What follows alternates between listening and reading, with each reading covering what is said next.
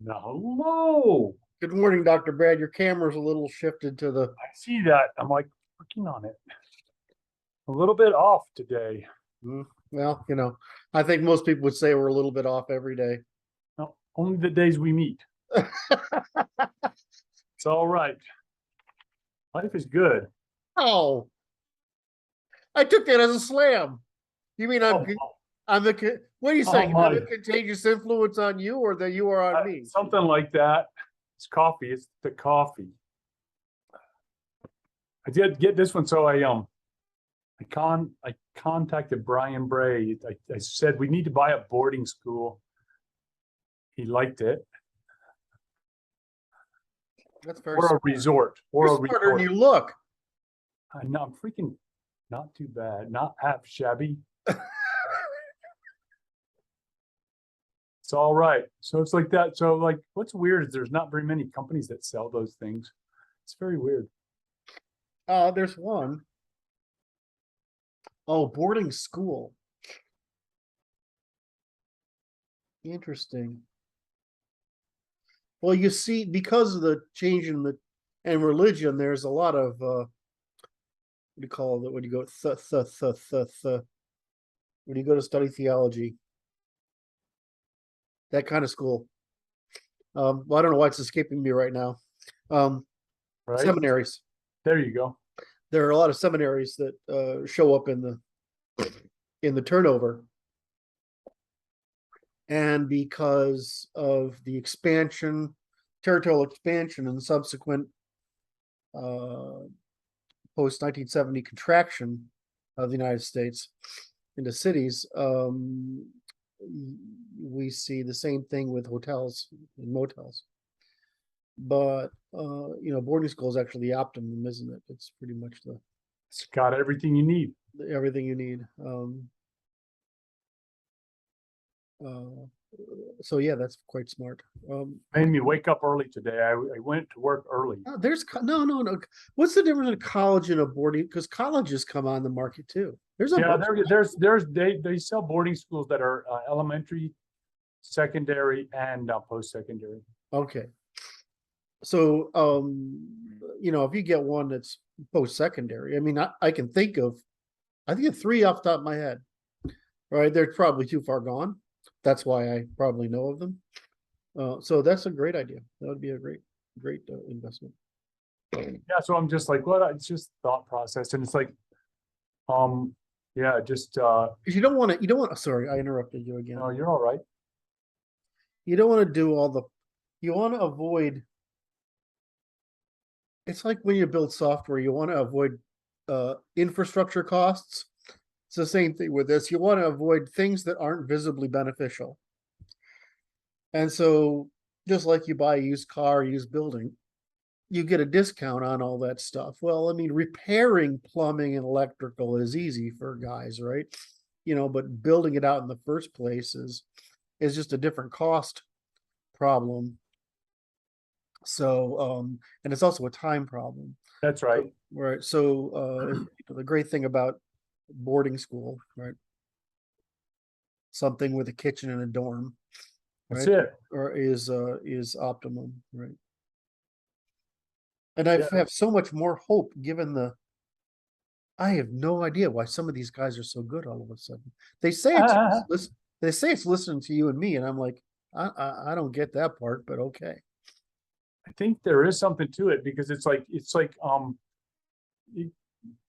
watching the exchange, the banter, and the form of it wires it in your head.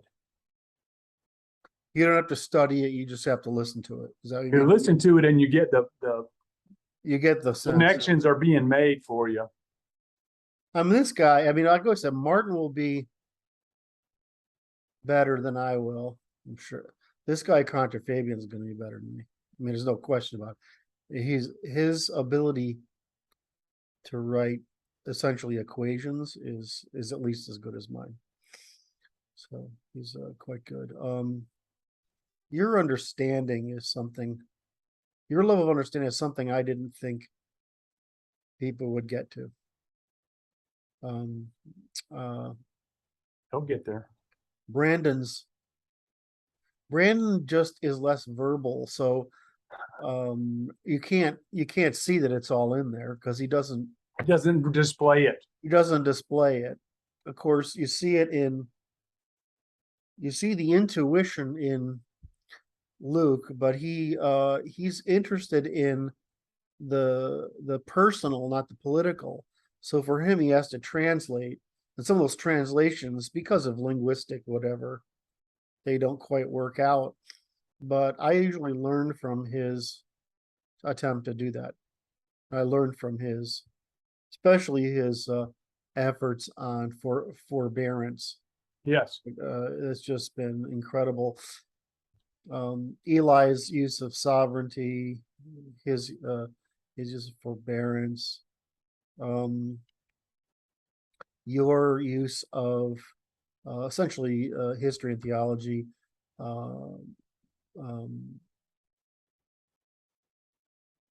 Martin's use of he's actually quite knowledgeable in the history of thought now, right? So he knows references that I don't remember or I don't know, right, at this point. But he's going through his anger stage. Okay. Right. So I'm like, okay. So there's I woke up early. In addition to looking up boarding schools, I started writing on a book. I started writing it. I wrote about 10 pages today. And it was kind of interesting because I was working on it, and it caused to come into focus the immense value of social status indicator inside your head. Exactly.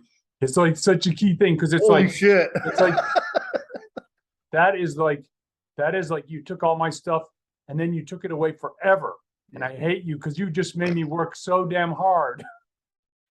Right. So it's like that's the key defensive perimeter, right? That's the ultimate key defensive perimeter.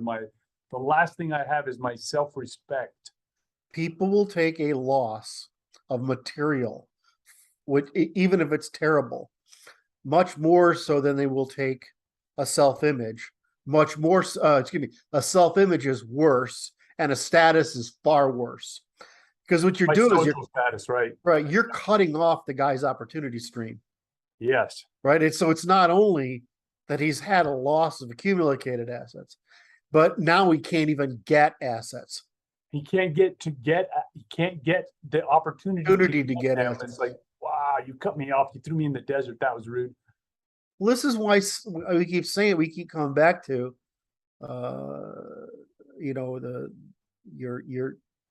your debt credit, right? What you owe people, your soul, right? And your status and self-image, the two sides of that coin, external and internal. These things are, right? I mean, it's like life. Oh, yeah. Do I have life? Do I have, well, the two things I said, status, what was the other one? Self-image. Status, self-image. What was the other one? Assets. I thought I had another one in there. Status, self-image is opportunity cost. Yeah, my associations. I mean, it's the demonstrated interest tree. So the whole thing is just, wow, when you start talking to people about, their soul, your debit and credit. Because your assets, right, things you actually have, your debits and credits with people who know you, and your status and reputation and self-image, which is your ability to find new opportunities. It's a sales funnel. I mean, it's just how big is the sales funnel, right? Yeah, I mean, you're just like, and so this is why enfranchisement matters, right? It doesn't matter that you're, how do I say this? I don't mean political enfranchisement. I mean, the enfranchisement is in the sense of, the opposite of alienation. It's why the sense of inclusion or membership matters. Because what you're saying is to people, I'm not going to give you stuff, but I'm going to help you in every opportunity of giving you opportunities. Right. It's the same thing for Christianity, right? I'll take care. I'm not going to give you stuff, but I'll help you when you're in distress, and I'll absolutely not impede your ability, and I will exhaust my opportunity to grant you opportunities for cooperation. The math, it's just math, right? I mean, the problem is we build these narratives so that are so, with complex, we build these justificationary narratives, right? Because we don't know how to reduce it to first causes. Be said to be, well, your soul is your debit and credit, and it turns out it's true. So it's your balance sheet. Right, it's your balance sheet. It turns out it's true. It's a social balance sheet. Yeah, and the reason you feel that way about your soul is because it's true. It's not an accident, right? It's like that sensibility is put there for a reason. That's what I was working on. Because move your finger down because it's in there. It's the brain. Lower down. It's more midbrain, huh? That so what I was working on, social animals. It's like, so the social animals, so the herds and the packs, Yes. before they're verbal, they have a social credit scoring system too. And it's like, if the herd animal screws up too much, he's going to get eaten by a predator because he's not going to react right, because he's not responding and he's not processing signals properly into the herd and out of the herd. He's defective. He's simply defective, and he's going to get eaten by a predator because he doesn't get away like the other ones do together. He's not processing with the whole unit. If a pack one gets defective, he's going to be cast out or killed by her pack. And then he's going to fend for himself. And in both cases, they lose the advantage of the processing at cooperative scale. Correct. So that's what caused me to understand it, because it's like, it's the human thing. It's social credit. The social status indicator is a human function, but it exists in these animals too. But it's like amplified here because I'm more conscious of it. Yeah, that was smart. I'm going to test an hypothesis. Okay. So is that why the herd feminine equalitarian is fear of being left behind? Oh yeah. And the right male pack is fear of being killed. Right? Yeah, that's what it is. Or not. Wait a minute. It's just like the worst. I'm going to get cast out and I can start over again. That's right. Okay, that's right. Yeah. So they're both fears of ostracization, but they're interpreted as different risks. Well, it's like the bad behavior in the pack is challenging the hierarchy inappropriately. Yes. You're going to have to pay hard for that. Yeah. And it's like you might just get thrown into the bog, that was the old school way, because we don't have any other way to deal with you, because you might come back and the right people to cause problems with. I just think it's funny that in our ancestral law, there's actually no right to capital punishment except cowardice in battle or infidelity. Right. So you're causing problems of such a nature. Yes. You're just it's not restitutable. There you go. You cause harm that cannot be fixed. You can't, it's not restitutable. We're gonna expunge your balance sheet. Yeah.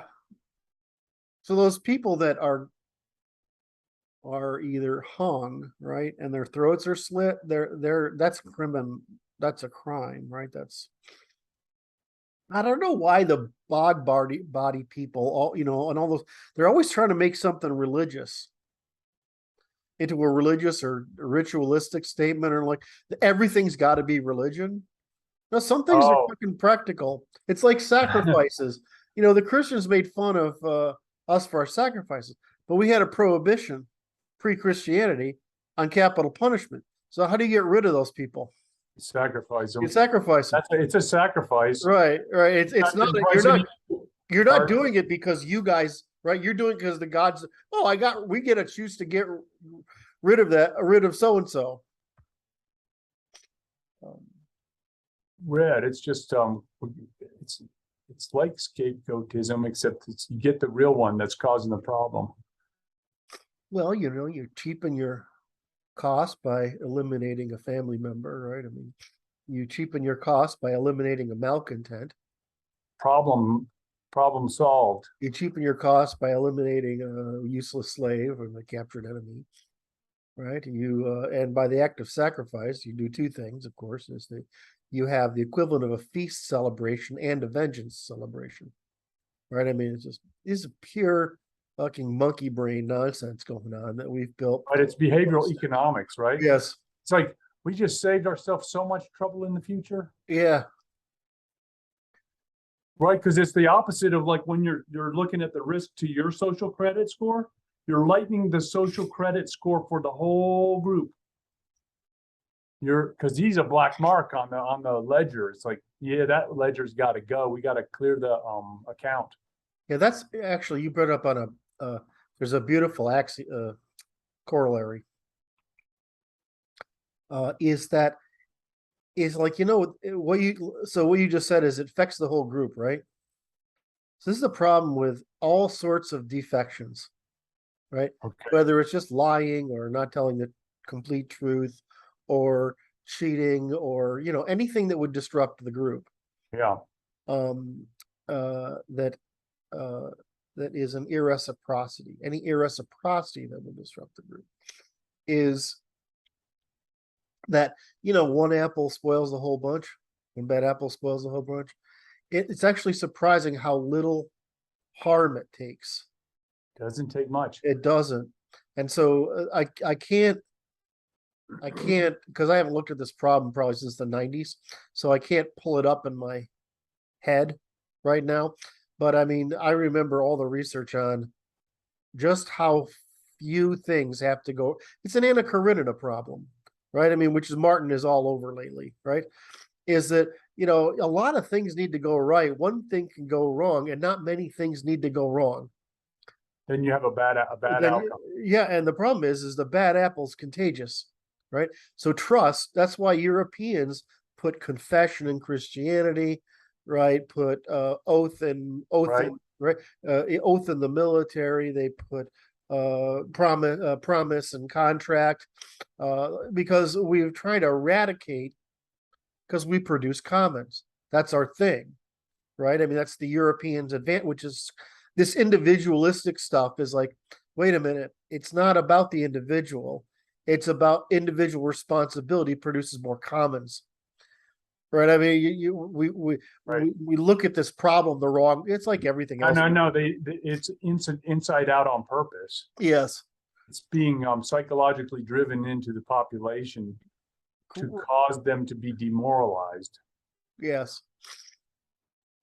So anyway, so I was going to go somewhere with that, I think, but I mean, the point was that it's like intolerance is really important. Now, so somebody made a great statement, is that it's okay to have the hippies and artists and musicians as long as they're creating joy, not critique. Right? As long as they're not undermining, then they're an asset, right? And so it's like, no, it's not that conservatives don't want all these creative people. They just don't want the critique, underminers. Yeah. And so the problem is the underminers, the people who apply critique, hide behind our freedom of expression. Right? They hide behind this. They hide behind our freedom of association. Whereas, I mean, it's like, you can't claim crime as virtuous, except we've let them to, because we haven't disambiguated. I think I brought this up in one of our last few conversations, but I was sort of you go over the streets, the movies of New York streets in 1900. Okay. And you see how civil that is, right? Oh yeah. And you take a street today, you see how uncivil it is. You take a picture of an outlandish man in 1910, which is basically a dandy, something that I would be, right? You like to dress up and right, look a little flashy, right? And a dandy today is the guy who's wearing pink vaginas on his head, oh my lord, right, and so the problem is, what's the level of intolerance? Well, it needs to be really high. Well, why? Well, you don't want people creating a market for attention by undermining.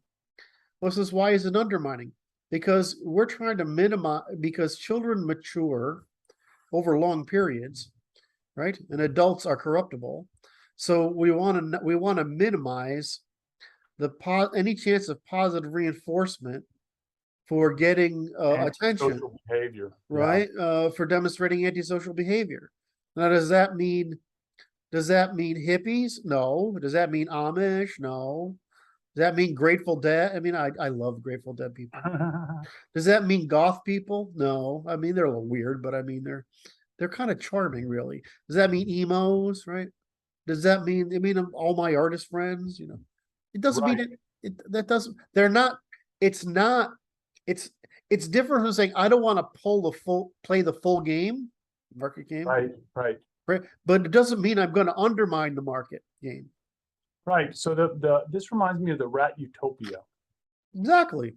which is the social signaling gets messed up, and it's like I thought about the people in 2020, the Black Lives Matter riotous behaviors, where they're yelling at people in restaurants and telling them to join them in raising their fist in protest at the people who are seated at the restaurant and are not interested in participating. And Well, that's the sorry, I don't want to, did I jump on? well, they're being threatened and cajoled and peer pressured into doing something they don't want to do, and it's antisocial behavior. Yeah. Oh, I want to pull up my own experience with this. Is that when we went to whatever town we went to, Richmond, and we did that. They came and crashed us, right? They aggressed against us, and we just said we'll go along with you, right? But the point was they were trying to bait us into hazard. That's all they're doing, right? The difference is they can't threaten us because I had armed guards all over the fucking place, right? I mean, we had guys with, you can see it in the videos, but my security's all over the place. The medic is over there, right? I mean, we could have just mowed them down, honestly. The problem was that we were surrounded by cops had brought that so what happened is the Marxist guy, BLM guy, which I got respect for these guys, right? I mean, this is talent. Yeah. They have talent, they have skill, they're organized, and they're disciplined, and they sacrifice self for the good. They don't. That's right. So these guys pay off the Second Amendment guy, who's I watch it. He gives them money, right, to be able to come in, and so he gets his people. He starts his chant, and they start coming after us while I'm talking, right, calling us all sorts of. Of course, what is my speech about? Restoration of freedom of speech, so that we can peacefully come to resolution of this conflict. I just think this is fucking hysterical, right? Right. Restoration of rule of law, restoration of freedom of speech, so that we can resolve our differences. That's what apparently that's what makes you a Nazi or something, right? Which I think is funny because, of course, our whole objective. The irony is lost upon many. Right. Anyway, so they come up and they do it, and of course we go along with the things because we're not saying your life doesn't suck, right? We don't disagree that you're getting the shit end of the stick. We just disagree on how to solve it. So that's the difference. We could have wiped them out, but there's no value in it. The thing for the guys in the restaurant is they're not participating in a political action. They're victims. They're just yes, right? Yes. And so, my problem with this is of course, I just view the right as dumb fucks. I view the left as crazy fucks, and the right is dumb fucks. And so you don't know how to handle. So the way we handled it is the Gandhi method, right? Which is don't give the enemy Don't incentive. give them anything, right? Right? Don't ever give the enemy, because their only skill, that's all they've got, is to threaten you into defense by violence and then claiming you're the aggressor. Right? It's just baiting into hazard. And so they use moral offense to bait moral men into hazard. And then they flip it, and the media helps them. They say that conservatives are violent. Wait a minute. I didn't march into your protest, right, and disrupt it. And That won't be brought into the broadcast. well, we're freedom of speech. Have your Right. talk. I don't care. All of us, the Second Amendment guys were there, and us. I don't know. There was another group there too. I don't know who they were. Where we were just letting each other give speeches. It was kind of fun, really. And these guys show up and they try to bait violence, right? And it's like, and that's their only tactic. Well, it's the problem is that if they're claiming they're virtuous, don't give it to them, right? And so what do you see, of course, is they'll escalate into violence, and that's when you've got them. So you want to let them aggress. You have to, right? And not comply, right? And then when they escalate, then you can respond. That's the tactic. But the second thing is you can't go around saying I'm going to implement Christian fundamentalism or fascist fundamentalism, right? You can't go ahead and do that, right? Because then what happens is these guys push for extremes because they want control, and what they do is they turn the vast majority of people against them. So all they do is take the bait. The right is the thing is, the right is so morally outraged that they take the bait. And the problem is you have to play Gandhi, which is. Now, I've been impressed by the holding the powder dry. Yeah. Because they've been quite disciplined about it, even despite significant provocations. So how did I monopolize your whatever you were talking about there somehow? It's just a social. It's interesting because it has to do with normative behavior. Normative behavior is cooperative. Right. That's great, because what they're saying is it's relative, and you're saying it's absolute. It's yes, and it's like it's a matter of the destruction of norms is destruction of cooperative potential. Right. That's all it is, and it increases social friction at every level, and it's like this is not helpful. Well, that's their message, right? They claim domestication as oppression, right? Domestication into cooperation, and they won't understand that word. So let's just say reciprocity by sovereignty, or self-determination by sovereignty and demonstrated interest, and reciprocity and display word indeed. Let's just clarify what we mean by cooperation. We mean voluntary reciprocal cooperation. Right. So what they don't mean that. They mean you give us stuff. Right? You follow our direction. You follow the herd. Right? And so they use this game, right, of playing it. All we've got to do is say, well, I mean, all we're doing is domesticating people into cooperation by prohibiting all forms of irreciprocity, including those forms of reciprocity that say you claim our freedoms of expression because they're not harming anyone, except they are. And matter of fact, that's the purpose of them. Not harming anyone, it's harming everyone. That's the difference. If I kick you kick my ass, you've harmed me. But if I undermine a norm, and the purpose of that norm is to suppress reciprocity, so I drive us to voluntary reciprocal cooperation, then in that sense, I'm domesticating you when you're domesticating me, right? If it takes you a punch in the face to domesticate me, that's within reasonable bounds. Within reasonable bounds. And so they create the oppression narrative as a cover, oppression narrative and a state of nature, right? Equality of state of nature. And then they by in doing so, they cast domestication as oppression. And then you're stuck, like, because at that point, now we rationally understand what's going on. The problem is we're rational and they're not. Now, what does that mean? That means, is it really true? Well, we're rational in the sense that we're logically consistent. Right. They're rational in the sense that they're emotionally consistent. In other words, they aren't thinking rationally, but their behavior is rational. In other words, this is the problem. This is that problem of the word rational again. Yes. Right. Is that what we mean is we behave logically and they don't. They behave intuitionistically. But there is consistency to their the consistency is that we do whatever it takes to get power. Right. That's it, right? And we do it because of feelings. But it makes my social credit score go up. Yeah, well, it does with other people who have feelings, who operate by feelings. In other words, we have to oppress other people. monkeys. Right. But and the people who like to power by herding monkeys. Right. And we like to be in packs, right?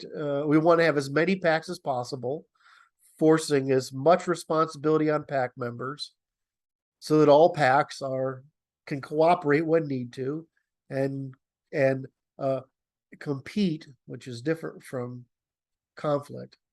Right. They compete when they need to. And in doing so, minimize the need for conflict. So what we're trying to do is computational maximum by the maximization of responsibility. And what they're trying to do is population maximization and consumption by the minimization of responsibility. Mm-hmm. Now they say, well, we want to be responsible for the poor. Well, that's great as long as your responsibility doesn't involve extracting from the productive people. Well, here's where Marx gets his second scam, is that, but we're all part of this. No, we're not. I have my family and Clyde and tribe, and you have yours. And the fact that we do anything together is merely a utility. So if you make it a disutility, then conflict is more useful than it further attempts at cooperation. And this is the problem, is that the left is undermining our norms that are meant to generate cooperation among people with different abilities and different ages, right? Different wants, needs. And we're trying to do that to maintain our group advantage, which is continuous evolutionary computation by the maximization of responsibility, therefore maximizing evolutionary computation. So we're in this problem, right? This conflict, and we think that we can reason with them. No, that is just crazy talk. You can't. What you do is you say, we can't reason with you, but we can negotiate. That's it. And a negotiation on reciprocal terms, which is what we value, even if you don't, is that we separate. And we go into X number of blue cities and a large number of red territories. Why? Because a city decreases your need for individual responsibility, and a territory increases your need for individual responsibility. That's what population density does, right? That's why people go to population density. It's because you have low individual responsibility for commons, and you have lower agency in those commons, and therefore you need to impose greater regularities, authoritarianism, on people to maintain cooperation. And so you go there because once you increase density, you decrease opportunity costs. And not only does there's decrease opportunity costs, but once there's sufficient density, you decrease responsibility costs. So of course, irresponsible people go to hyper-consumption cities. I mean, it's just math, right? I mean, it's behavioral economics, man. Behavioral econ, man. So, and then some of us, we feel pride by responsibility. This is the suburban rural thing. We want to have families that are responsible for. We want to feel pride in it, right? That's what a male does, is he creates value. And that's what a female does, is she creates prestige, he creates status by consumption.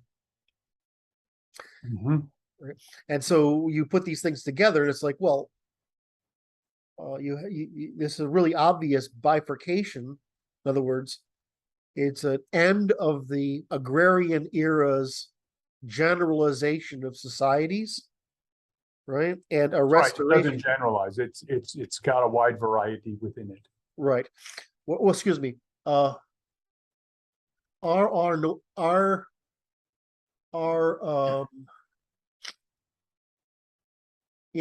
we're in a point where cooperation between people who have different moral intuitions, the herd of the pack, are no longer have an economic constraint or political constraint on that ambition.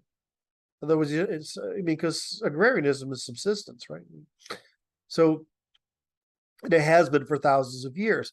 But just as we see, if we let women and men freely pursue their interests, women pursue more common feminine socializing interests, and men pursue more masculine systematizing interests, and right. It becomes more divergent. Well, why would it be that if we created a more free society, right, with more wealth and opportunity, that people wouldn't want political systems at scale, right, that repeat the same behavior, Right, that pander to their particular biases. right? And since we have control over ours, right, but they don't have control over theirs, right? They need to feel, and we need to reason, or at least we need responsibility, and they want to evade it. Put it that way. Then of course we are generating demand for political heterogeneity, even if we have legal homogeneity. In other words, the natural law works whether you produce a. That's right. It explains all potentials for human expression. Right. And so you can create anything you will truthfully say in natural law. You just can't promise the unpromisable. You can say what they want. I'm going to switch around what they say. It's never been tried yet, or we have to try. This is the one that makes you laugh every time, right? Every time you hear, no, it can't work, you say, well, it can't work. That's the evidence. Well, we have to try. They're Right. okay. They're okay just keeping on trying. I know. Right. I mean, it's a sad thing to watch. But maybe that trying is what makes them happy. I don't mind them trying as long as they don't include people that don't wish to be included in the experiment. Exactly. That's all. So the answer though is that since it's top and bottom against our middle, right? The productive middle. The weaponization of the unfit. By the top against adaptive. Yes. Right. Yeah. And I don't mean the top in the sense of the natural aristocracy, which is the middle. I mean the top, which is the clerisy or the credentialed class. The betas, yeah. Right, the betas. And so the betas always try to arrange, right, the middle, and then whoever's in power is irrelevant because the bureaucracy really rules. Right, and they're betas. And they're betas, clericals. They're the we call it the clerisy in the ancient terms, but it's just the betas or the credentialed class. Right. So in this world, the only peaceful option is, well, we either kill them all and save ourselves 10,000 years of evolution. We submit to them and go into another dark age. Or we come to a rational agreement, and they can keep going on trying, but they'll feel good by trying. And we won't have to try. We'll just do what we naturally do. Now their problem is, which is what I was trying to get to in the past couple of paragraphs, is that there's enough people in their top that know that the top and the bottom against the middle only works if there's a middle. If there's right, no we have middle, to burn out. We have to burn the middle. Right. If there's no middle, there's just poor. right? And there's not enough wealth generation. Right. There's just why? To Because maintain this crust I want to float on. because what does a poor person want to do? Just like a credential person wants to say, well, we still need to try, even though it can't work. Right? It's just this goes to behavioral economics, and this is what I was working on because I was writing. Wait, let me finish the end so you can tie it together. Sorry, I got too excited. Yes. So so what happens is the people at the bottom can blame the people at the top, and this allows them irresponsibility of doing nothing. Right? So they're happy because they're all relatively equal in poverty, and they can blame the people at the top. The people at the top don't care about the blame. They care about the privilege created by being a very small number of people at the top. Right? We just want our private jets. We want our urban, right? This is what happens, right? You get a tight urban core that's very, very wealthy, and you get a vast donut ring of favelas that go, look at what happened to Paris, right? Oh, look what happened to Vienna. I mean, Vienna's the one that shocked me, right? Because we see pictures of downtown Vienna, which is fucking glorious. Right, but it's like the Ile-de-France is there's a fucking donut that you have to drive through to get there. Los Angeles is the same thing. There's this pretty urban core, right, and there's sorts of nice Hollywood Hills. But I mean, Los Angeles is a 70-mile wide cesspool, right, outside of that, and so the basic thing I'm just trying to repeat. I give too many examples now. I just want to get to the core is that there's enough people at their top that will undermine the ability to separate, because then they lose, then they're stuck with just them and the underclass. And there's not enough money. That's right. So that's Turchin. He's like, there's too many elites, and those elites are going to cause a problem. Yep. Because they can't allow it, because they will lose, and they cannot lose because they have to double down. And it's behavioral economics because they do actually have to try. They are obligated to try by whatever means necessary because they don't care about logical consistency. So they will cheat, lie, cheat, steal. Which is what they're doing, right? This is the whole anti-Trump movement, is the credentialed class against Trump as a, he's just he's a nouveau riche, right? He's a middle-class guy, right? That's risen to. Right? So he's just bringing with him his traditional German ethics, right? And he's just saying, well, this is fucking wrong. He's not a credentialist guy. He's built the freaking construction and hospitality. It's a working and laboring class business, right? He thinks about real people, right? Values them as real. He values them, right? And he understands what it takes to lead them so that they produce excellences sufficient to attract revenue from people who are in the upper classes, right? So he loves fucking little people like I do, right? I mean, it doesn't make any sense, but it's a cultural thing, right? It's noblesse oblige, right? So I'm looking at this guy and I'm like, the whole fucking system is going to try to kill him because he's an existential threat to their survival. I mean, that's why I say it takes 2 million of us to go there and say, you can either leave or we're going to cover every tree with nooses. Right. So it's like my explanation, and I had this conversation a couple times this week with the nice lefty people, said Mr. Trump is the representative of the moral outrage of the middle. That's all. Correct. That's all. And it's like, that's as nice as it gets. Mean tweets is as nice as it gets. God, that's brilliant. I hadn't thought about that way. Mean tweets is the nicest representation of our moral outrage. Because everything after that gets, if you take away our ability to just send out a mean tweet, all hell might break loose because it's going to be lightning coming next.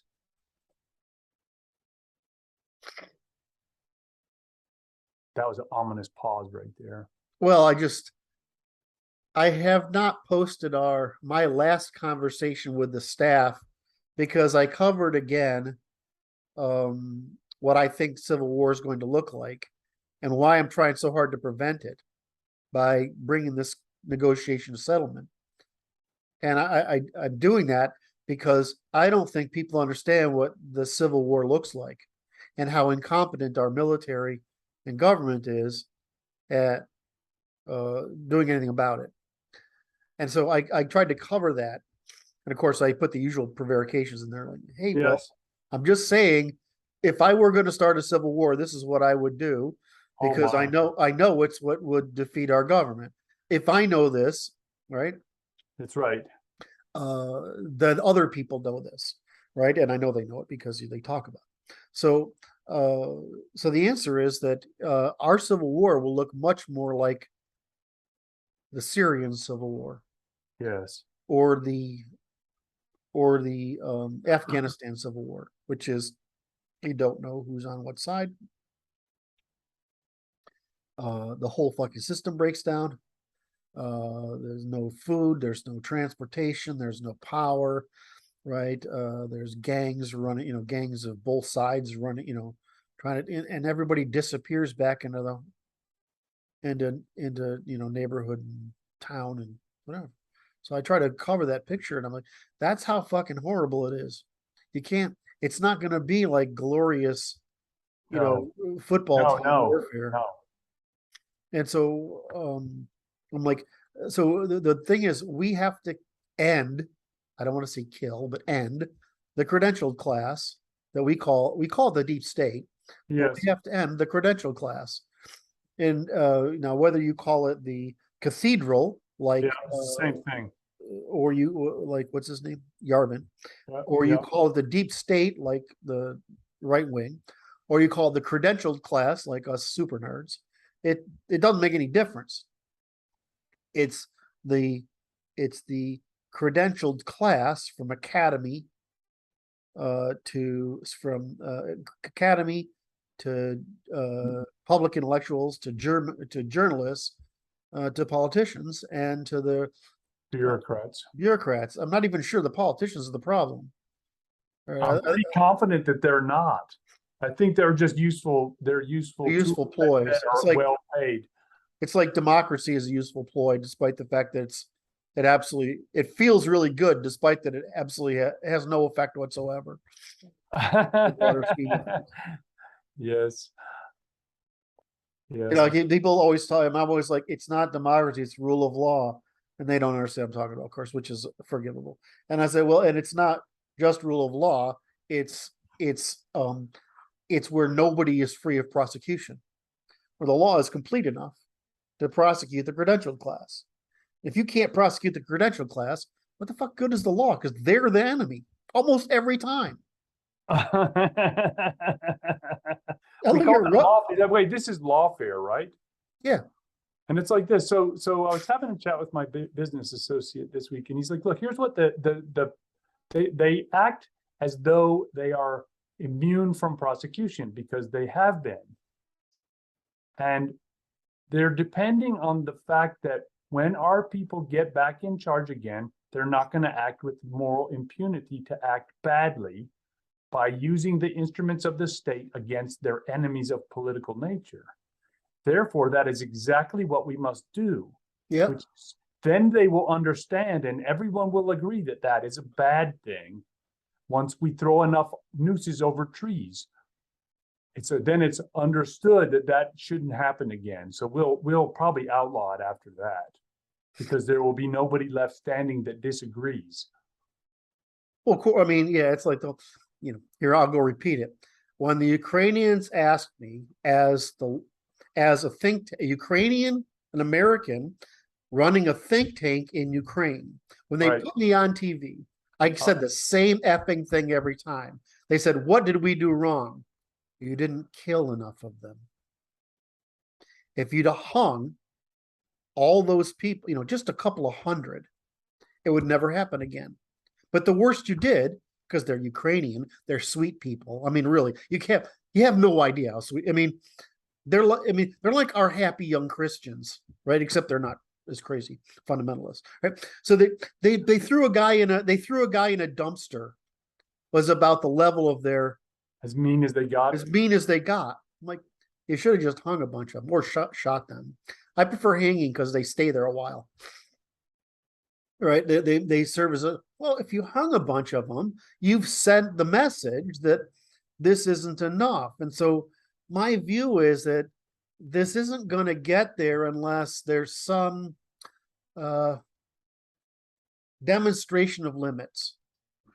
That's right. This is clearly out of bounds. Right now, we can do that nicely, like a purge on level of the Nuremberg trials, Right. or we can do it less nicely by hanging them aggressively, or we can do it less nicely by slaughtering random numbers, or we can do it less nicely That's right.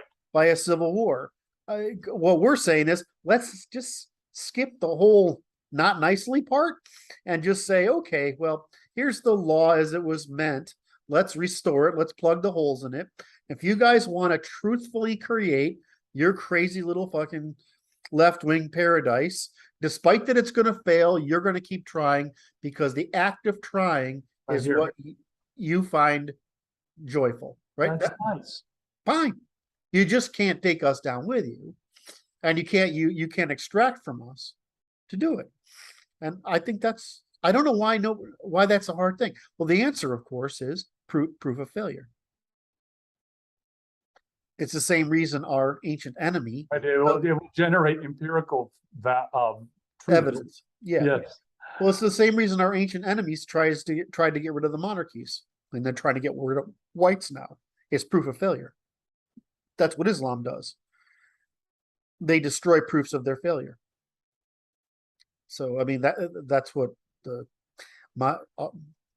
your anger seems to have come back, so I'm not going to feed it. But that's what our 2,000-year-old Martin is it. Martin he's peaking. He's peaking. He's peaking right now, right? I mean, you got me over my decade of. You know what I was looking at today? This is quite interesting. I was looking at this. Look up predator-prey ratio chart. Yes. And it's like this. We're just in a high prey ratio moment. Yes. There's a surplus of herd animals, and there's a rising amount of predator animals, that is us, coming into existence, because it's like they rouse us into existence because their herds are stomping over everything. They need to be stopped. So just to amplify what you just said, because it's all you're talking about is leading and trailing side of motions, right? It's just where are we on this chart, right? And what's happening? Intertemporal equilibration, right? There's no way to know what's right other than the adversarial competition, right? And so this is what nature always does. It sets up if it can't comprehend, it sets up a competition to calculate whatever works by survival, because it can't it has no way of thinking. So what always happens, it looks like thinking. Yeah, it just looks like that, right? So what was I was trying to amplify what you were going to say. Intertemporal competition. Well, so like what happened with, I'm sorry to bring this up so often, but it's so core, is that computation, Mandelbrot, and Conway, right? So Turing, Mandelbrot, and Conway, and now Wolfram has explained it. And so this series, well, computation is a completely new way of thinking, because it's not associative, it's causal. All right, and computation has computation. In other words, operations are infinitely reducible to operations. Right? Now, computation isn't, because it's associative, but operations are infinitely reducible. When Conway put together his when Conway put together his game of life, what you saw was you could set up these conditions, and then all that happened, it was a game of life, is basically there's stuff to eat, there's rabbits, and there's wolves. Yeah. Right? And you run this simulation an infinite number of times, and all you see is this, right? Because that's the only computation that can occur. And eventually what happens is either there's a stable equilibrium or death. Right? So nature, that's all nature does. And when it over controls. Right. So well, it's just noise in the system. Well, then Mandelbrot comes along and says, well, if you look at You look at everything humans do, Okay. the stock market in particular, it's all noise. There's no signal, and the only thing that all the variation is just money moving through the Fed's use of money flowing through the system, and Vibrating it looks like there's design there. There isn't. It's just there's so many moving parts, and the money's making its way through the system in different places at different rates, but it's all just noise. And so that's why it's turned out that you bet on the economy in a fund instead of betting on individual stocks unless you have inside information. Nancy. Yeah. Or inside information is like, you just like I'm trying to think of something I know a lot about. Like, I know a lot about currency, right? Right. So I understand currency a lot. So if I want to make money, I would just bet, because I did, on currency flows. Because it's like, it's like betting on, yeah, exactly. It's exactly that. And I'm like, I can predict that all day long. I mean, unless there's some outlier event. It's just the noise in the pipes. Exactly. It's all noise moving through the system. You say, noise is going to. It has predictable vibrations. So it's not exactly noise. You don't know how it's going to get there, right? The noise is, it has to get from A to B, because that's what's going to happen. So it found a difference. It found a difference. Yes. And it made an equilibrium. Right. It calculated the difference, right? Which is this, right? This overlapping function. It calculated the difference through adversarial competition. And so I'm like, well, I just know it's going to get there.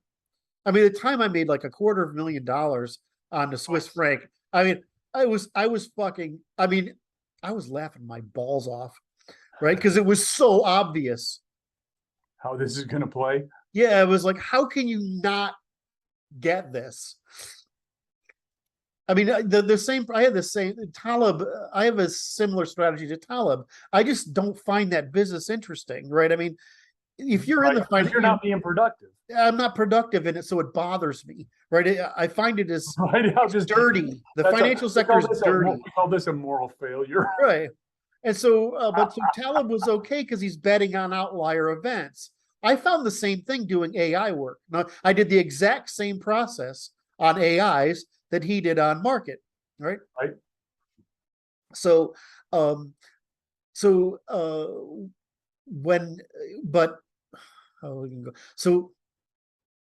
the problem is that you get to the point where you realize it's all everything in the middle is just noise. So if I went to the banking industry, I would just bet on things that I knew were fucking obvious. Yes. Right. The problem is nobody thinks you're working. You know what I mean? Unless it's like you're not making chess moves, so you can't. Right. You don't break a sweat, right? Right. Or it's like when I was saying, I think it was our last meeting or the one with the guys. I was like, well, I just want to move capital from rent seeking and consumer interest to productivity seeking in the productive economy. Make some wheels turn, boys. Right. Now, the problem for the guys in the banking, basically the investment industry, is that if cheap returns are available, I have to pursue them or I lose my customers giving me money. Right. So you just deprive that revenue stream and you move investment out to productivity seeking instead of rent seeking. And I'm like, that's all I'm trying to do, because the money has to find value somewhere. Right. So let's just reiterate that, because it's worth reiterating, because make sure it's perfectly clear to the audience. We're going to change the incentive structure to remove the incentive for rent seeking so that money is productively employed in the production of opportunities in the real economy. Is that accurate? The productive economy, yeah. In other words, the non-rent seeking economy, because basically all this is rents. So, and I'm just like, well, that's really obvious. Now I know what some people will say. They'll say, well, I don't want to be deprived of that regular income. I'm like, I don't know why you have a right to regular income from other people, from rent seeking on other people's lives. That taken away, which is what that's all libertarianism about, is to maximize rent seeking on other people. That's really the core of Rothbardian libertarianism.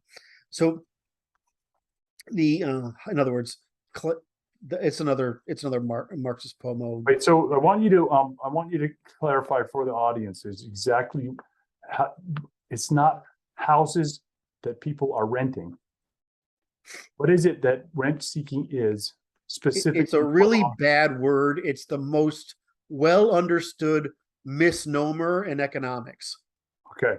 Right. What it originally meant was, you're a noble and I've got a little money, and you're getting some money, extracting some money from these people via rents.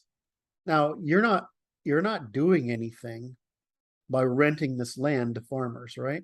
I want some of those rents. In other words, we're both contributing to non-productive activity. It's purely extractive. Well, I mean, an awful lot of my work does, the formal stuff, right? The real work in law is outlaw rent seeking. Right. So rent seeking is basically a violation. Let's give it in two levels. It's parasitism without contributing to production. In technical terms, it's a violation of reciprocity. Yeah. Reciprocity requires productive, fully informed, warranted, voluntary transfer of demonstrated interests, free of imposition by externality within limits of liability and warrantability. That's reciprocity. 7 factors, right? If you got that, that's the legal checklist, right? I mean, it's the first thing anyone learns when they study my work. So what is it? It violates the first rule of reciprocity, that it must be productive. But why is it? What's the counterexample? Blackmail. So in blackmail, it's a voluntary exchange. Is it? It's a coercive exchange, right? So is it productive? It's absolutely not. It's extractive, right? What is conspiracy? Is it voluntary? Well, I guess so, but it's coercive, right? And it's not productive, it's extractive. So what's rent seeking? Rent seeking is the political equivalent of group coercion or individual fraud, basically fraud or parasitism, right?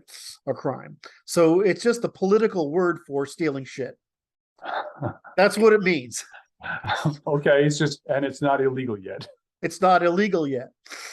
And so we're making it illegal. So in other words, what's happened in our history is we started out with murder being the thing, and and then we tried to outlaw murder, and then we tried to outlaw retaliation cycles, and we tried to outlaw property theft, and then we tried to outlaw fraud, and then going after softer and softer crimes. Well, right, this is where I got teased originally back like 12 or 14 for my incremental suppression term, right? Which is incremental suppression, which they used as a variation of Hobbes' removal, involuntary removal. I think that's the word for it, which is basically you get people out of society who are bad. Right. Forceful removal? I don't know. Removal is the key word. So my version of law is the evolutionary process of incremental suppression of irreciprocity by increasingly complex means. So now we went to the era of financial irreciprocity, right? And now we're in the era of political financial irreciprocity. Oh, that's it, because it is then, and that's where we get the free speech problem. And so now what they're doing is they're not only stealing from us directly, they're stealing from our norms, traditions, values, institutions, and genetics. And so all you can see is this incremental expansion of theft and deceit as institutional complexity increases, and our lagging attempt at suppression. The problem is they've so because of the industrial evolution, an innovation got inserted in the law that allowed the government to take away our right of appeal to the parliament or monarchy directly for violations of the commons. Right. And so what's happened is the government licensed their ability to their own defense from prosecutions in the court against violations of the commons. That was intelligent.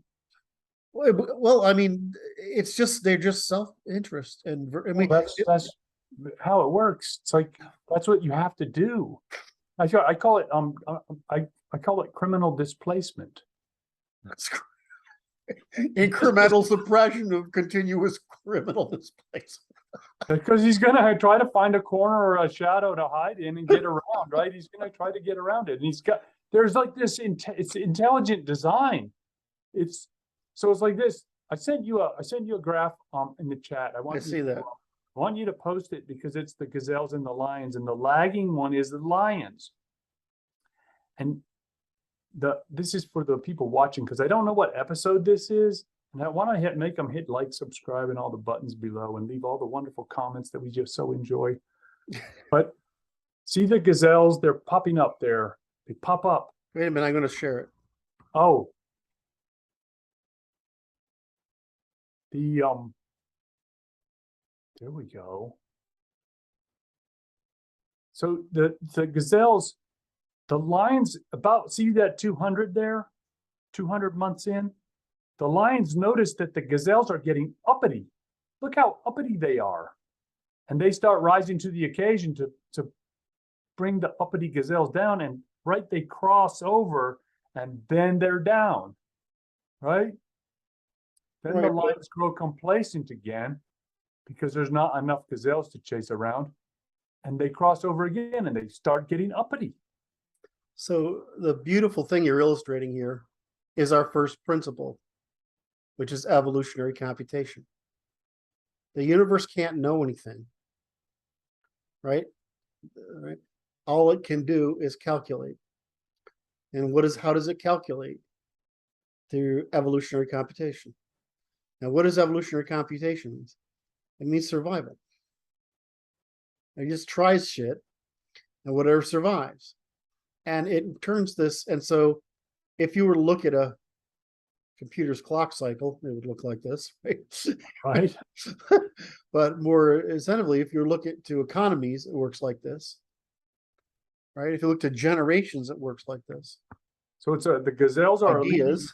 Gazelles are the leading indicator, right? Yep. The gazelles are the leading indicator, and the lions are the lagging indicator. Well, I mean, we should put ahead of that the long curve of grasslands. All right, so there's the universe, there's the galactic murk, there's Earth's circuit around the galaxy, there's Earth's idiosyncratic motion through the solar system, right? Or excuse me, did I say Earth? Yeah, through the galaxy, because that causes some really fascinating catastrophes. And then there's the You just scared me, man. I didn't want to think about that for a while. Yeah, well, we're coming up to the $75 million. I know. It's like way faster than you and me want it to be. Yeah, we're also coming up against the 15, right, against the global cycle, right? We should get another ice age. There's a slapdown coming. It sounds like, right. We should get another one, but it's like 10,000 years out. Well, 10,000 years isn't. There's 15. I don't remember, but it's because I haven't looked at this in a while. But it's according to these cycles are. People think, well, you've got to be able to nail it down. Well, and that's kind of silly because perturbations are fucking complicated. I mean, look how long it took us to figure out the orbit of Mars. So, I mean, like the 7-body problem. What do they call this? Planetary motion. It's like the 7-body problem. It's like you can't do it, man. You can. It's just the amount of measurements you need to figure it out is pretty ridiculous, and you need some pretty good math. Thanks to Einstein, we got the math, and it's just it's harmonics. So what are we looking at? We're looking at harmonics. That's all it is. There's one law of the freaking universe, and that's it. And the problem is that people have this is one of those primary, it's like mathiness polluted everybody's thinking. Okay. This is the mathiness created a concept of a sort of linear regularity. And I'm like, no, Right. no, no, That no, is the no, worst. There's extrapolation everywhere, huh? right. And so it went everywhere. Well, this is one of those problems that harmonics is actually the frame, That's the and right answer to look at it. to look at everything is harmonics. And so when you look at these and the time delay between harmonic pressures, right? I mean, harmonic accumulations and That's it. declines. So, I mean, So there should be I would like to see the grass on there. The grass, like grass mass over the land or something like right. that. It's leading just like this is. It's a longer lead than the Yeah, gazelle. exactly. And and now add climate to it, which is noisier. And all of a sudden, this thing won't be as regular. Be way less regular. Right. So, but it's all harmonics, right? So I just say, well, we've got these stupid fucking ideas that have been with us forever, and they're metaphysical presumptions. In other words, they're a error in our fundamental pattern, which we use to interpret the world around us, metaphysics. Yes. So it's like that. It's like the joke my business associate likes to say is, that which cannot go on forever tends to stop. He must be a hoot. He's funny, man. I get to the point where I can't listen. I love to listen. I mean, love to. I follow, what's his name, Closer to the Truth, curly haired Jewish guy, physicist. This guy so desperately wants some part of magical thinking to survive. He interviews all these philosophers. I almost can't listen to them. They're intellectually embarrassing, and especially since I've understood how simple consciousness is. All this debate. Oh my, there's a lot of talk about this. It's just it's so childlike. It's like ghosts. We're talking about some ghost stories or something. That's exactly what it is. It's because it's the ghost in the machine. That's what, okay. So I love what's his name? Oh, my favorite guy. What's his name? Yasha Bach. Yeah. I love Yasha Bach because he's German, so he's got to put things poetically. And so he's, it's a German thing. And so he says, the theology or the Bible, it's childhood dreams of a God. And I hear these philosophers, and I hear adolescent dreams of man, right? And it just sounds so childish to me. Right, philosophy's over. That's what I heard. So, or it's fully demarcated. I mean, we can't choose what's a preference, right? Right. Right. So, if you want to choose preferences, goods and preferences, you need a system of decidability. Yeah, I know. Right. Right. I was writing about it this morning. I'm like, this is very simple, and it's rational and logically consistent and testable. Yes. And it's predictable in that it's fascinating because I write in the math about doubling down, moral outrage, and behavioral economics, and it's just all the pieces fall together so cleanly. And civilizational group evolutionary strategies, and how it all works, and what happens when you mix it up and stress everybody out, and then how it works and why they do what they do. It just is like there's no error. It's so simple. There's no unknown. There's no unknown, right? I mean, that's there are 3 or 4 pages. It didn't take much to write it all down. I'm like, profound. It's profound. Like I say, I love that you're there. This is the thing, is like somebody said, so it's nice to get compliments, but get a compliment that really shows the individual's life change is so fulfilling for me. So I got one from somebody yesterday, and I just had to share it because he PM'd it, but I anonymized it and shared it. Right. He says, I've been following you for X, whatever, and it's changed my life because he basically understands the world. Fucking is huge, man. Because it's like it clarifies that which was previously cloudy. Cloudy. Like, oh, I understand what's happening now. And I can decide better. And it's like to be able to decide what to do better is so hugely advantageous because I'm not banging my head against the stupid. Now let's talk about what you just said. Because we keep you bring up, what's his name? Hernandez, what is his name? Dr. Hernandez. Right. And as a canonical example, right? And the problem is they're solving for good. We're Right. not. It's We're solving for true. There is a certain incompleteness to this work because it's like it lacks precision at the high levels of cooperation. Well, it's just not first principles. You can't deduce without starting with first principles. Right. So he drew nice pictures they're representative, but they don't account. There's no possibility of accounting for the differences in values between people. Correct. We do that. And we do that. And we don't consider it, and we don't say you're bad. No. We just say this is how. But it's like it doesn't allow you to take it to the end point of human interaction. That's right. Because you're stuck in the scale here. You're stuck in the inner scale. You're stuck with monopoly. You're not looking for the cycle diagram. We just put.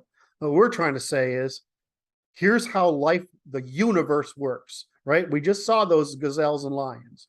Right? This is what works. We don't know the truth. We don't know what's good. We can only compute by adversarial competition. The difference between us is actually pretty valuable. So if you remove that difference, what happens to evolutionary computation? Slowed it down. Well, what happened to Islam and Judaism?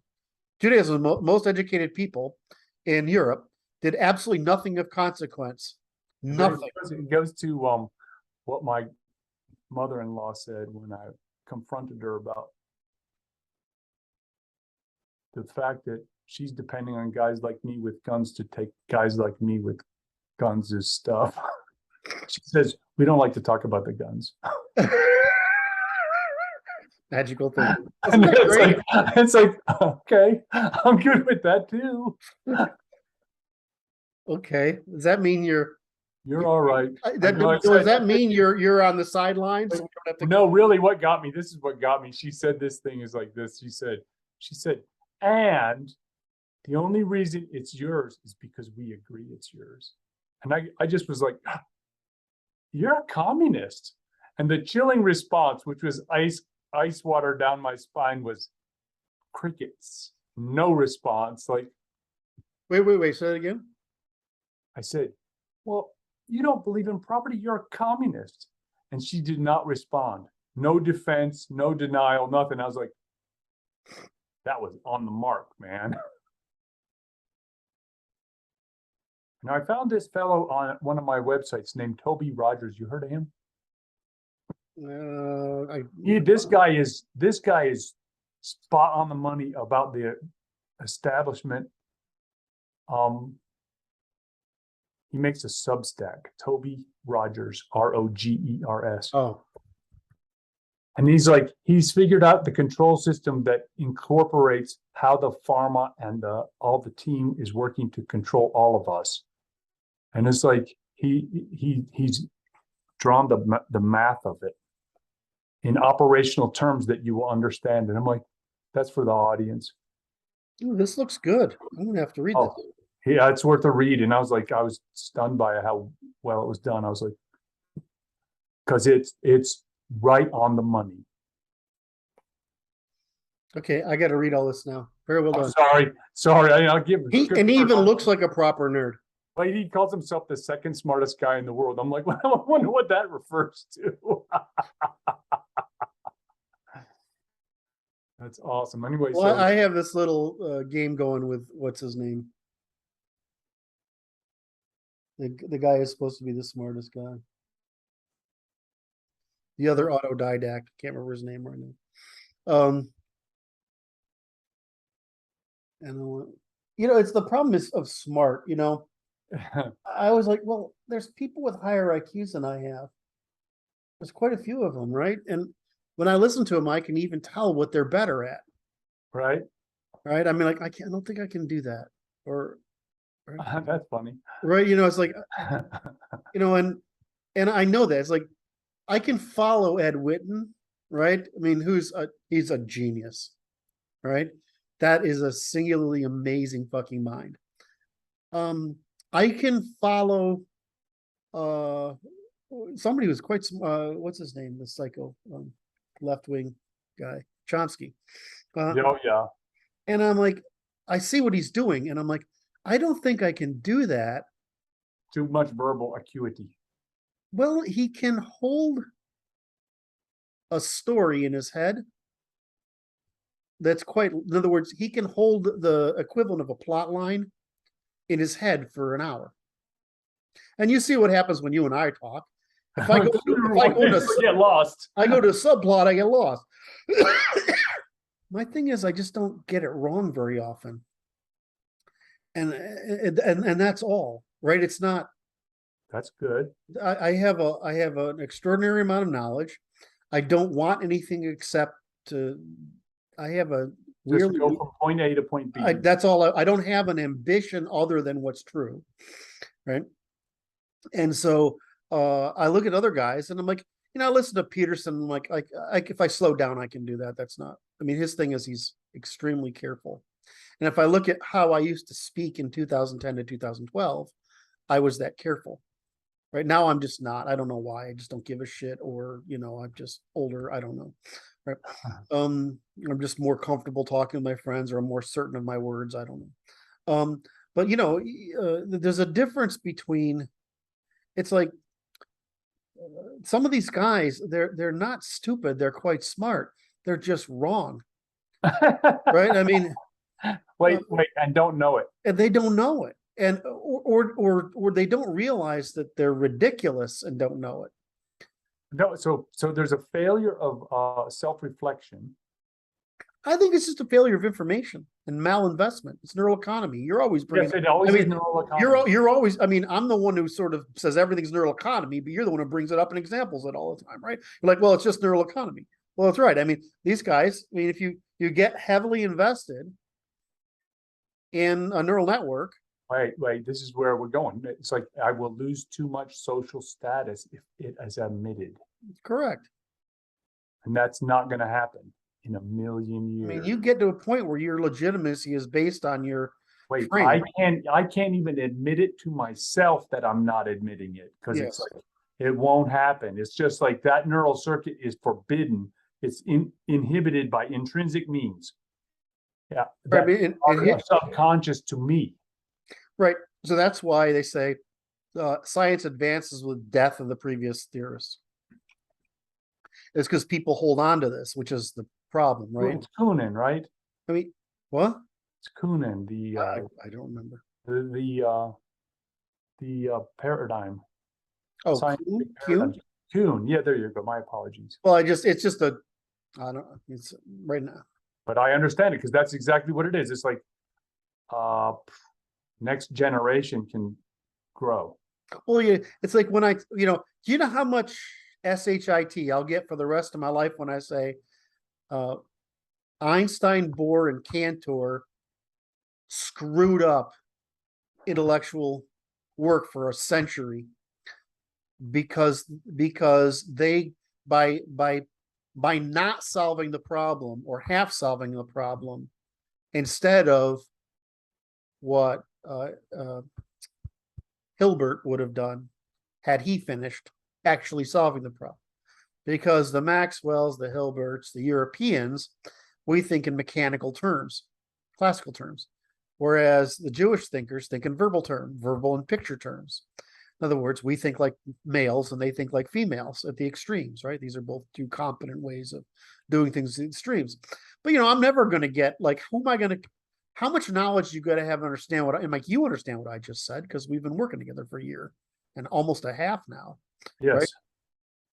But I mean, if I try to explain that to a mathematician or a physicist, I mean, like it's like Might as well go there's a tell reason we them. froze in the 1970s because Einstein was only half right, and you guys re-Platonized mathematics. I mean, it's like everybody brings up Sir Roger Penrose. Penrose is a great educator, right? He's great in explication. But I mean, if you look at the stuff he says about math and whatever, he's a lunatic. I mean, it's just mathiness. And I'm like, well, what's the difference between mathiness and classicalness, right? It's that we have a physical model that we seek, a theory that we seek to explain with mathematics. We don't treat mathematics as existence. That's right. Just because you can generate a math equation doesn't mean it represents anything. It's a description, but it's not a causation. So my point is, it's not a theory. It's a ghost story. It's an observation. Right. But it's a ghost story. Right? I mean, the observation isn't false. Right? But the theory is false. There is no space-time doesn't bend. Those are measures. Measures don't bend. Something causes bending of things moving through, of waves moving through space-time. Well, we call it space-time because they prohibited the use of the word what's the word? What am I thinking? Ether. Ether, thank you. When just the quantum background. The quantum background isn't at zero energy. Actually, it's either just pretty low, but more than we thought, or it's an ungodly amount of energy that's capable of making the universe expand. So I'm writing about the quantum level this morning when I'm I'm writing all these like this. I'm trying to write this 4-page thing that's like, here's just a little precursor for the people who haven't been in the game, right? Here's the basic stuff. And it's like, the pressure is too great and matter oozes out and it can't get sucked up fast enough. Exactly. That's all.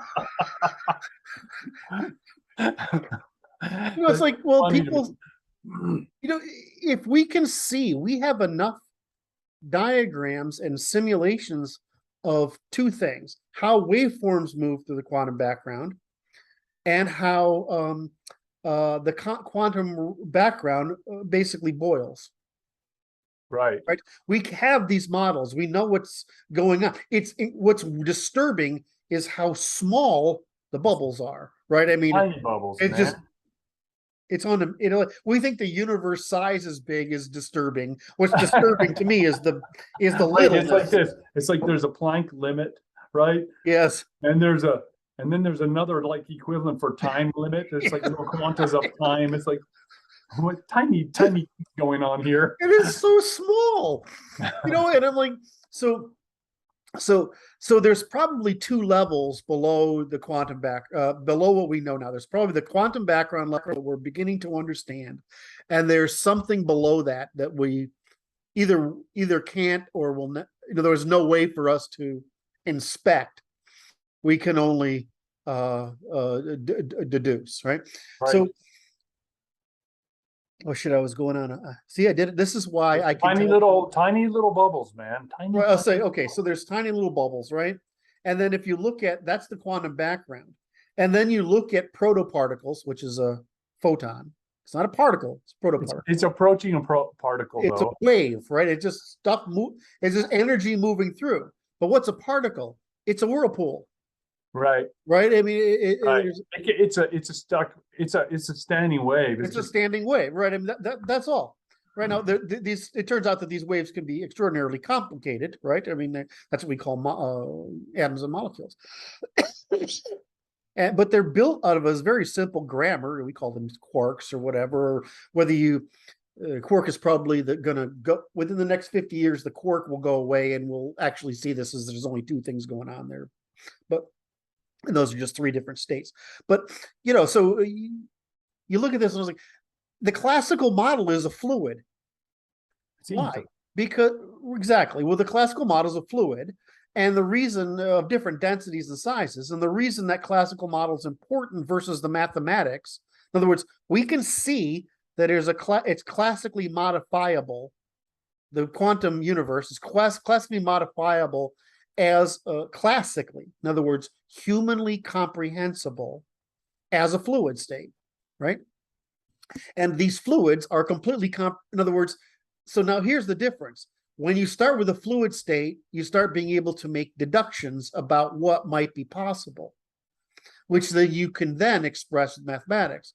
But if you have expressed mathematics, you have no theory which to constrain the mathematics with. So what we see is all this mathiness coming out of everywhere because there's no boundary condition. It's They're not it's the equivalent of logoria. Right. And I love that word. You love all these. That's doctor talk right there. Yeah, logoria. Just can't just. Yeah. So it's mathematical logoria, which is like, okay, Well, it's like string theory is a great example, right? Right. The idea that they're vibrating strings is to me ridiculous. The idea that they're arcs, like lightning arcs, right? Following changes, following charge changes, happening at the speed of light or faster, right? That makes perfect sense because you would actually see loops and strings as the arc of the charge. Yeah, that's what it would look like. So my point is that stop thinking of, is that the problem is you need a classical model. That's what that's because that's how your brain will work. Well, you can't deduce anything without a model. And I'm not just making this up. It's like there's no evidence that the entire universe isn't classically interpretable other than the failure. In other words, the failure of math is an evidence that the classical model is likely because everything we keep discovering fits the classical model of a liquid. And so my problem is here, if you can't work with a theoretical construct, which is that states of liquid, solid to gas to protein, right? Because these are just energy levels. So if you work with that presumption, there's more hints about what to try to mathematically express, right? But if you don't do that, then you're just inventing fantasy stories. And so I'm like, until there's proof of something that isn't classical, like it's like people say this quantum is mysterious. It is fucking not. As an expression of just boiling. Think of it as oil and water don't mix, right?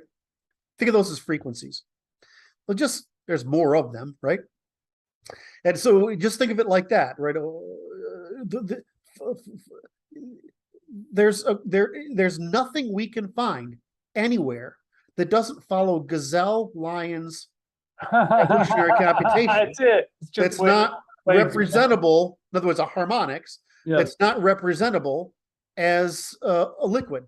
There's nothing. We can't find anything. I mean, I have to say how I even got on this trail because what I started was I'm trying to describe the basics of the first principles through all human experience, and like I say, 3 or 4 pages is not much, but it's like the first thing is the universe finds a difference between two things, yes, and then it creates some kind of equilibrium between the two, and that's all that's occurring, and it all fails. It all fails, right? Or it dissipates. Yes. But it's like, and so part of the exercise was to say, this is the model, and here's at every scale how it functions. That's it. It's boring. It's boringly simple, but it's like to be able to articulate that only took me a year and a half. Right. Well, but it's ridiculous, man. Well, it took a year and a half, but it took you 5 years. I had to get ready. I had to do the precursor work right, just to be able to understand the year and a half. Ooh. And that year and a half, we got to understand, we spend as many hours on this we do as on a 4-credit course, you and I. Right? People don't, we've spent a year and a half on a subject matter that's with the equivalent investment we make in a 4-credit course in the STEM class. And plus you needed an undergraduate study, which is what you got to think about, to cover enough material to have enough of a background to know that what we're talking about is true. Honestly, right? honestly. So it is. It's like I was studying it. I was studying probably six years, roughly 6 years to get the background. And I'm like, I know that I am so far behind schedule on my reading that I got to just read everything. Right. And it's like, but it would, here I am, pays off. Well, what I'm thrilled by is, you gotta remember, I was, and again, thank you, Dr. Brad, for all you've done for me for a year and a half. I would not have got here without you. I was a mess. So again, thank you very much. And to the community needs to thank Brad as well, because I was taking my mother care of my mother for 4 years, plus my health issues, plus last year, I was a fucking basket case. And even today, I can still feel incremental restoration of my cognitive capacity. And it's been, especially since May, it's been incremental. So thank you. So I want to reciprocate that, because I got a similar relief of pressure. The gain of function. It's gain of function. So what I want to say though is that I have felt for a very long time I was going to end up alone in the wilderness, right? That I'm like, I can write, roll of the dice, buddy. Like, good luck. I can solve this fucking problem, but I'm going to die, and I'll write it, publish it, die, and somebody will figure it out in 100 years, right? So that's where I was getting. And so what's happened over the past of the 18 months as us work together is a couple of things. Is that our talks are showing up in the expertise of other people.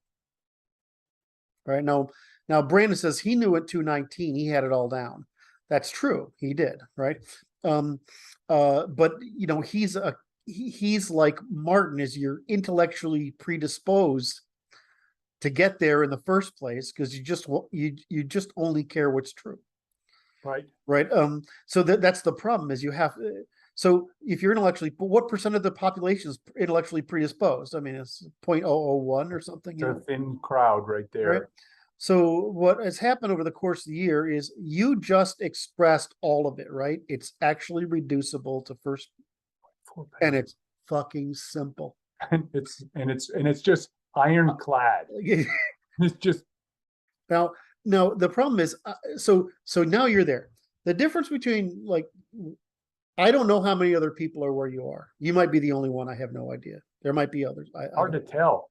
Right. So the difference between where you are and I am is my understanding of logic.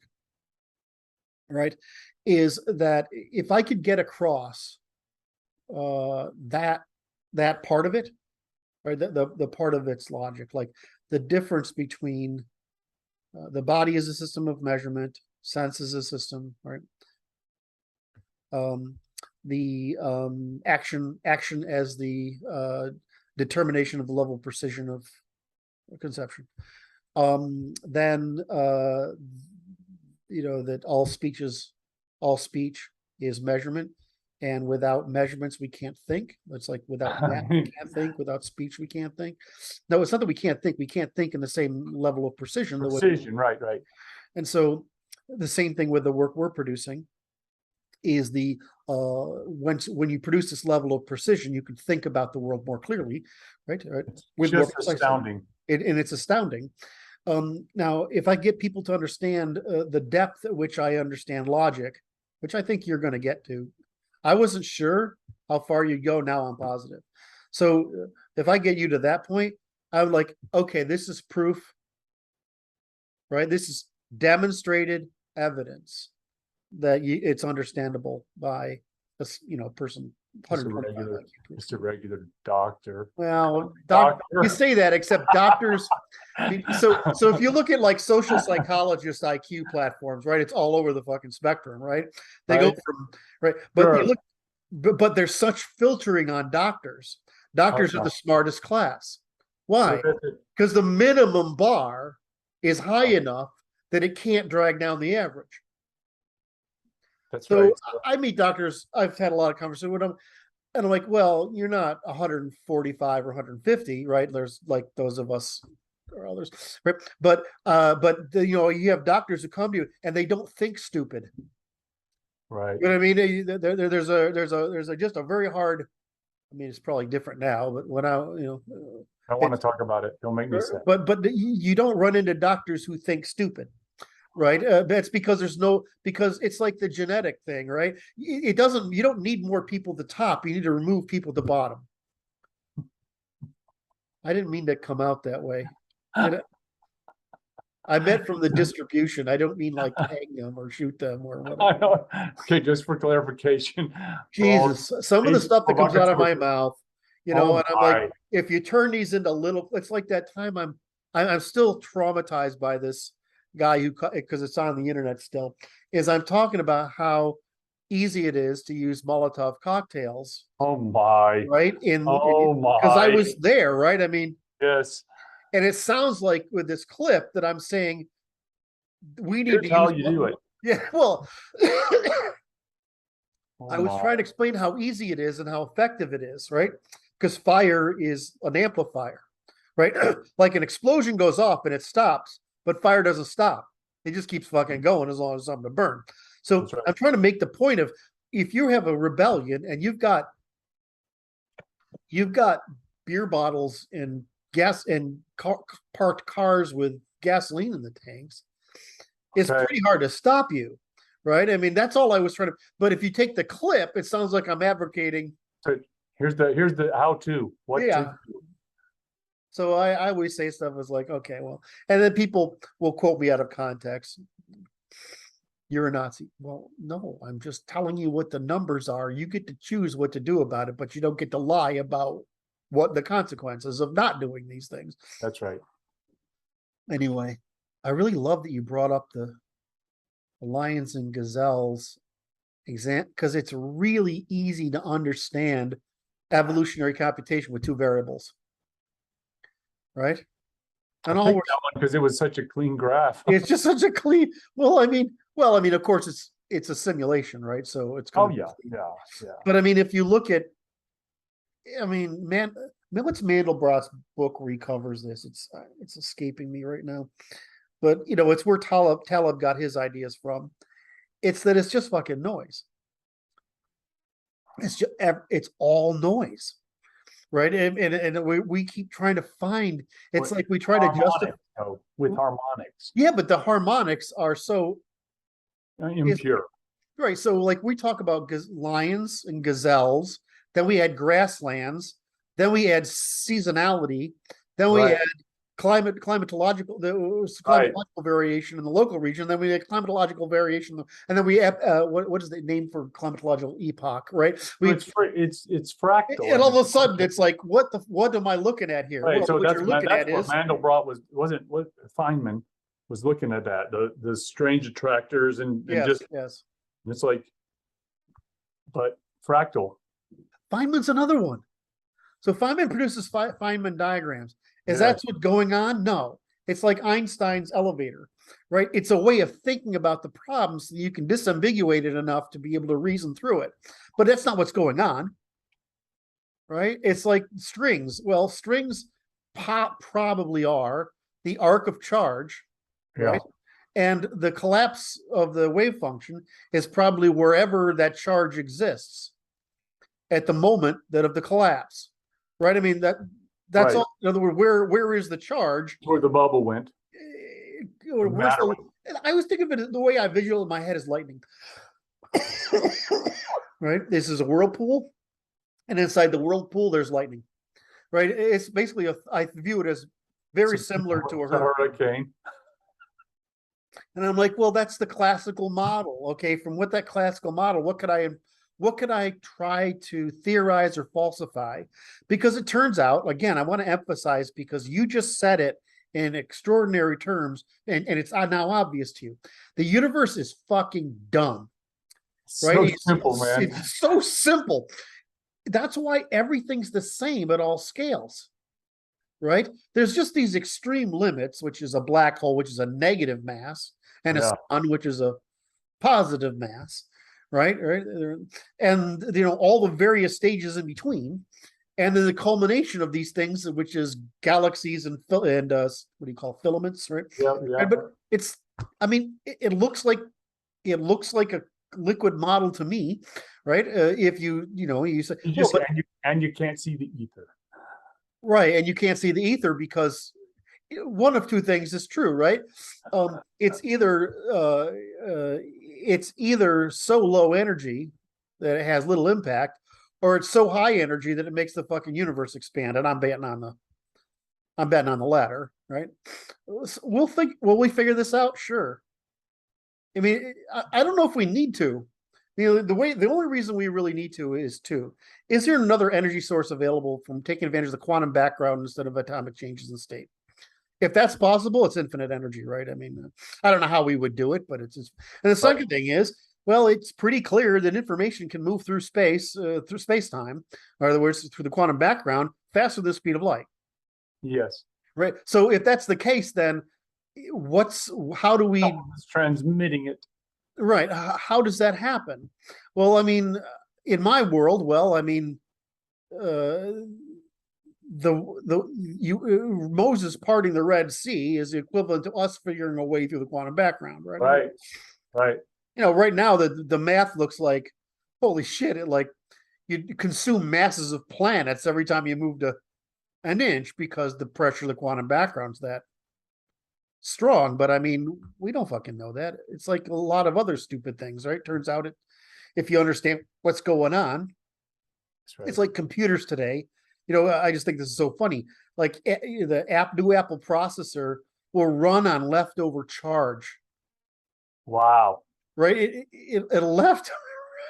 It's so power efficient. That's just crazy. It's the same thing for our new computers that are trying to make it possible to do matrix mathematics, which is vectors, right? Very, very simply. Well, I mean, we're doing it wrong. It's huge amounts of energy. It's like Bitcoin. Oh, it's yeah. of energy to do what the brain does at 20 watts. Right? I'm like, well, why is that? Well, the answer is really easy. That means we can do it for 20 watts or less. How do we do it? Problem. How do we solve that problem? That's a solvable problem. Well, it's not a solvable problem the way we construct computers today. No. Doesn't mean it's not a solvable problem. Anyway, so I'm trying to celebrate. That's right. The fact that we're not, it's not me alone, right? No. You're there. You see the totality of it. That's why I woke up. I was like, I had to wake up because I'm like, oh, because I didn't write books because I'm like, I don't have enough good information to say anything. I'm not going to say anything. But writing is how you prove you know. I understand you. So I guess I say what I said. I was inspired. I said, I have something to say. So I said, I better start writing it down. That's right. And then I said, oh, I have something to ask Kurt, which I didn't ask. It's a page back in my book. It says, Kurt, I need to talk to Kurt to get him to talk to the boys on this forum for the purpose of talking about writing books, technical elements, just how you do it. It's what softwares, etc. But not today. I just think it's futile hurling. You don't get people to write books. People write books because they can't not. I understand. I'm interested to learn what the because you're using all these different platforms to pull it together, and I'm like, I want to kind of catalog that a little bit. That's my purpose.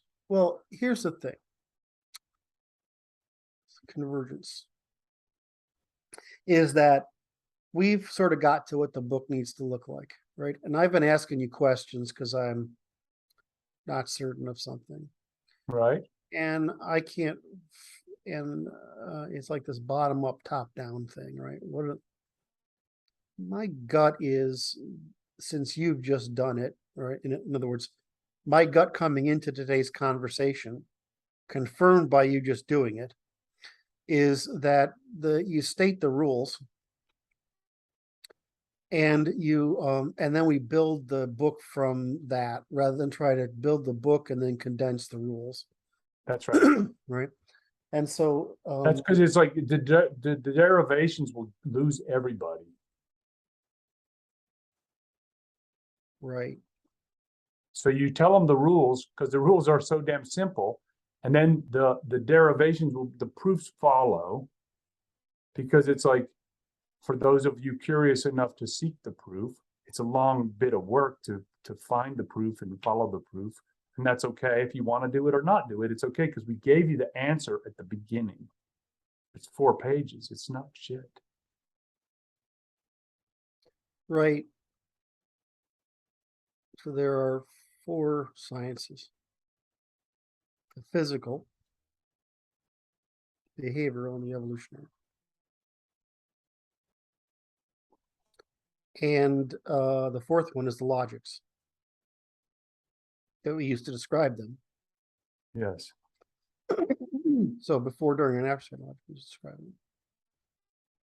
And from these, we can construct. Then there's the Then there's the order of the European group, the European group That's right. strategy, and then to say this is the evolutionary maximum. And from this existential demonstrated proof of the Europe, we end up with the modern state, which consists of the natural law, the monarchy, etc. And so that's sort of like the law. Those That's right. That provides all the basis for the law. Right. Then from there is a constitution. Mm-hmm. Now, a constitution is an application of the law, right?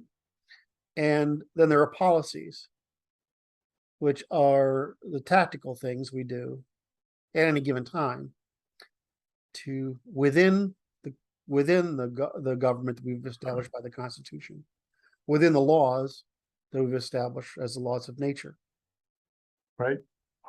So I've been saying to myself, I want to put the thing that's been bothering me is I think the logics need to be in the Constitution. That's not quite right. Logics need to be in the laws. And the Constitution needs to be built upon the laws. Right. The policies need to be built within the Constitution. And I think if we do that, the laws becomes our list, right? The things you're talking about. And that becomes that's the, and then you have a constitution that says this is, you see a constitution, this is the law of man, nature, and nature's God. This is a constitution we put forth for ourselves, and these are policies we act. And I think what that says is these are the laws regardless. These are the means of organizing polities. And these are in other words, this is the choices.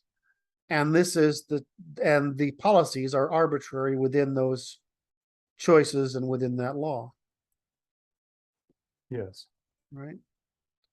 And so I think all we do is that change of the Constitution.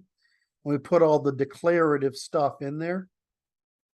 And the book is, there are 2 books that come out of that. One is just basically a teaching guide. Right. It looks to me like a textbook. And the other is the applied laws, which is the answer to all the fucking questions. Answer key. We can, once we've got that pair, I mean, the fucking community will write the answer key. I mean, I've done so many of them already. It's like 140 questions that you have to answer most questions of political difference. About 140 of them, I think. However, it's like usual, right? It's like 30 something that are the hard ones, like marriage, homosexuality, abort. I mean, the hard ones. There's just not that many hard ones. And if you build them up like I have in the outline, the book, which I don't think is anywhere published anywhere, it's all in my Word documents or Smice, whatever the other product I use is, Scrivener documents. It's just it just follows incremental suppression. In other words, it goes from just like everything else, it's just incremental suppression. I don't want to wait to publish anything else for all that detail. And I think there's value in producing that detail as part of the course, teaching the course of the group of people. And those people will become the first professionals. So I think we know. I think that We was. have a navigational pathway. I think that's the in other words, I've been fussing about this over our last 3 weeks of conversations. I keep bringing up the same topic of how do we organize this thing. It's because this is bugging me. All right, it's just eating at me, and I'm like, something's wrong here. But I think that's the reason. We just have the law of man, nature, and nature's God, which isn't just the law; it's the laws. Yes. Right, and so that allows us to put the logics in there. And then from there on, everything's a Chinese menu. Well, these are the choices of government, largely depending on your scale and problem, degree of development. That's right. Right. And then these are the policies that we need to enact in order to correct the current condition. These are the reforms we need in order to correct the current set of problems. Right. And those are just things like all the financial stuff we talked about earlier, and credentialism and all along. Because I mean, once you know what reciprocity consists of, once you know what testimony consists of, which is really just a subset of reciprocity, once you know what the grammars and lies are, etc., and once you know what the spectrum of crimes are, I mean, it becomes pretty easy to outlaw rent seeking, which is the primary problem, which is rent seeking, corruption, credentialism.